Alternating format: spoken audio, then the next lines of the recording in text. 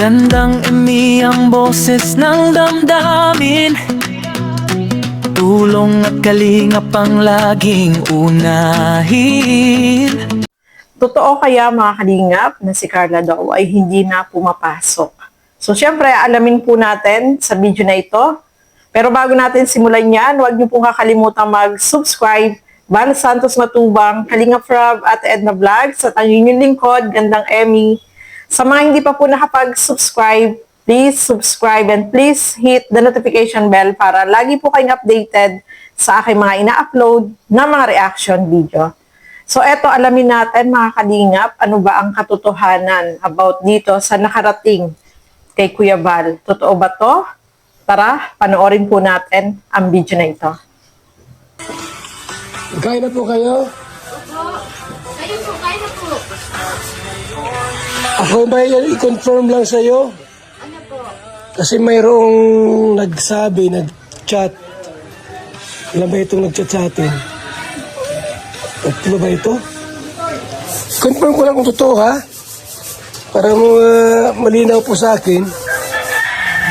Si Carla daw po, hindi na raw nagpapasok. Totoo ba yun?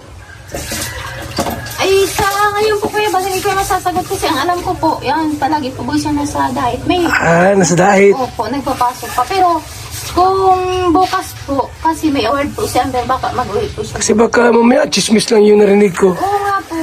Ano po? Huwag naman silang ganun. Ano po ay, Nasisiraan yung tao. di kung pa man po siya natatanong. Walang problema yun kung halimbawa, kung hindi nagpapasok at nahirapan, pwede maglipat ng ibang kurso. Baka po bukas po, mag-uwi po yun. Hindi nyo pa po alam. Di pa po, kasi Yun. po may award po si Amber bukas. Award saan? Sa school po. Hindi nagpapasok siya. Nagpapasok. Hindi po si Amber po. Sina? Amber po may award. Si Carla, wala pa. Wala pa po kasi po uwi nga po siya kasi baka po siya Kasi, kasi may may nagpabot sa akin na, Kuya Bal, confirm nga doon sa ina o kanino man kung si Carla ay nagpapasok pa. Parang sabi, hindi na raw. Para malaman ang dahilan. Hindi ko din po kaya alam kasi nga Okay. po bali nasa dait po. O nga po. Hindi pa man po kami masyadong nakakausap. Hindi pa. Kasi ayoko kasi yung pro-chismis ay. Gusto ko yung talagang totoo. Hindi po kahit baga magulang gusto din malaman kung Sige, akala ko alam mo. Hindi pa. So at least alam na galing pa man lang po baga niya Kuya Bal sa Maynila po. si Carla. Po. Ayaw nga Kasi kasama po baga siya ni Kalinga. Ay daming tao ron ha. Kaya hindi po nga po kami nagkausap mula nang dumating po siya. Wala pa. Wala pa.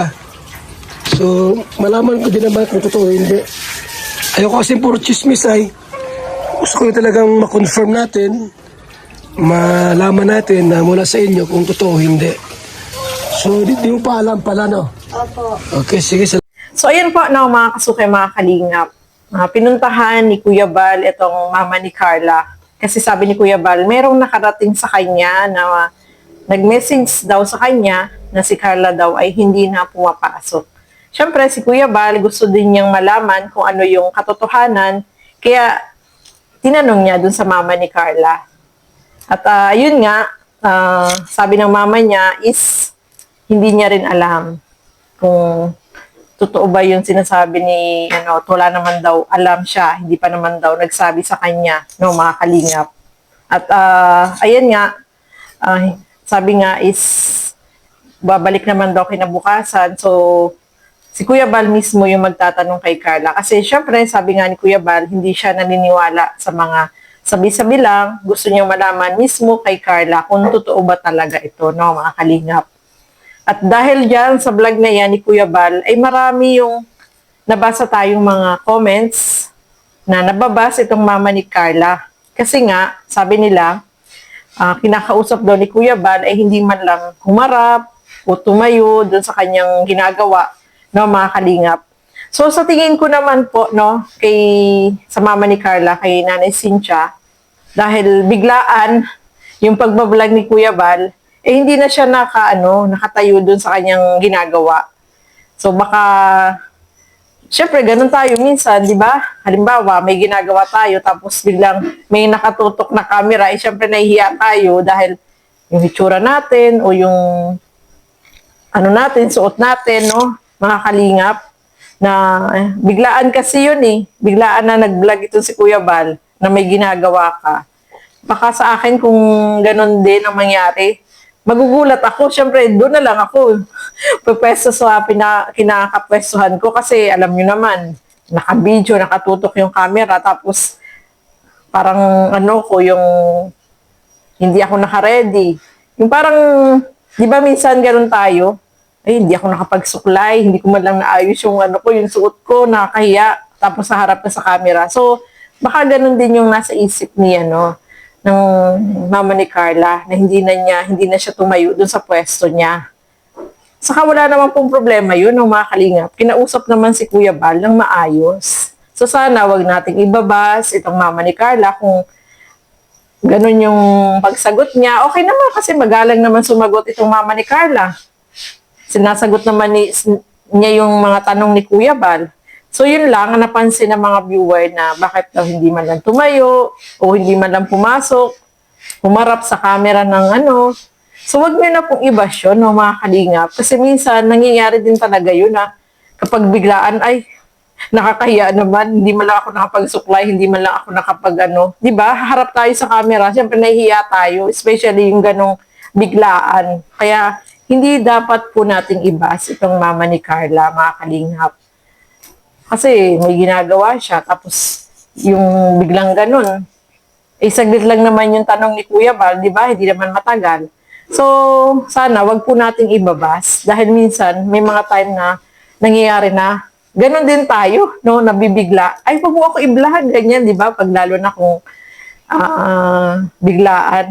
Hindi man lang ako nakapagsuklay, hindi man lang ako, tingnan yung suot ko, ganyan, di ba?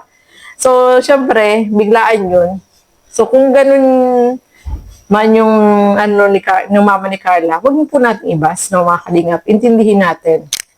Hindi naman kailangan ibas. Kasi yung mga tanong, yung mga sagot naman niya ay magalang naman siya. Hindi naman yung pasopla na sagot, di ba? So, nasa pang-unawa nyo na po yun, no, mga kalingap. Iwasan po nating ibas sa isang tao, lalo na ganyan, no, na hindi naman dapat na ibabas. Intindihin po natin yung sitwasyon na biglaan, no, mga kalingap. So, sana maintindihan po yan ng lahat.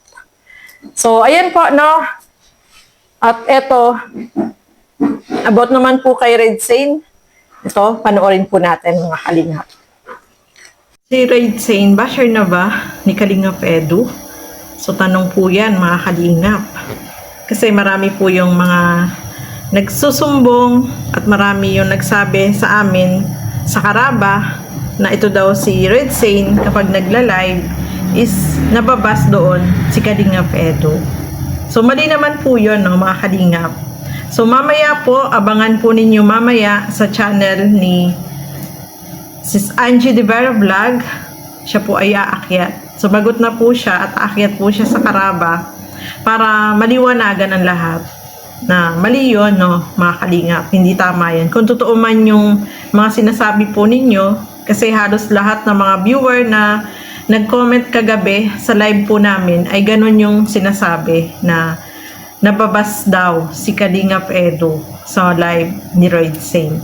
So mamaya po, abangan po ninyo mamaya 9 o'clock kung ano yung isasagot po dyan ni Red Sane. Kung totoo man yun, nakakalungkot, no, mga kalingap. So, mamaya alamin natin kung ano yung kanyang masasabi about dito.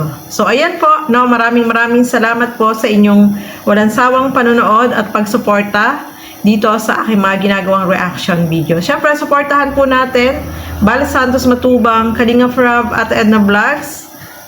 Ang inyong lingkod, Gandang Emmy. Sa mga hindi pa po nakapag-subscribe dyan, please subscribe and please hit the notification bell para lagi po kayong updated sa aking mga ina-upload na mga reaction video.